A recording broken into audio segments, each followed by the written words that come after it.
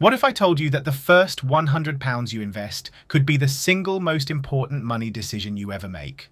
Not because it'll make you rich overnight, but because it sets the foundation for your financial future. Today, I'm going to break down exactly how I'd invest my first £100 step by step, even if I was starting from scratch. By the end of this video, you'll know the smartest places to put your money, the biggest mistakes to avoid, and how to turn small amounts into long-term growth. If you're ready to make your money work for you, make sure to hit that like button, subscribe, and turn on notifications so you don't miss more simple money tips like this. Before you invest a single pound, there's one thing you have to get right: your mindset. The goal isn't to double your money overnight. That's gambling. With £100, the most important thing you're building is the habit of investing, not just the return. Think of it like planting your first seed in a garden. You're learning the process, and over time, the growth compounds. What about you? Are you someone who's tempted by quick wins, or do you prefer the slow and steady approach? Let me know in the comments below. Now, you might be surprised by this, but before I even think about investing, I'd check one thing.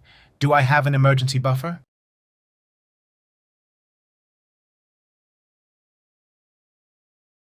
If you don't have at least a little cash saved for unexpected expenses, like a broken phone or car repair, then your first £100 should go there. Why? Because investing works best when you don't need to touch that money for years. Without a safety net, you'll be forced to cash out early, which ruins the compounding effect. Okay, let's say you've got a bit of savings already. Here's where I'd put my first £100 to work. The number one choice: a low-cost index fund or exchange-traded fund that tracks the stock market. Think of it as owning a tiny slice of hundreds of companies without needing to pick winners. For UK investors, platforms like Vanguard, Trading 212, or Freetrade make it super easy to get started.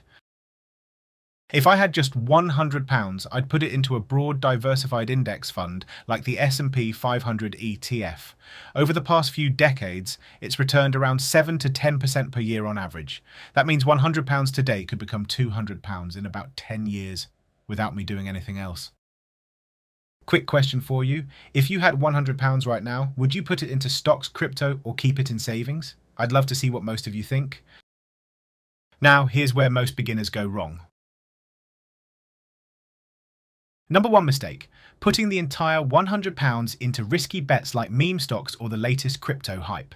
Could you strike it lucky? Sure, but most people lose their money. Remember, your first investment is about learning the process, not chasing jackpots. Think long-term. Focus on consistency over excitement.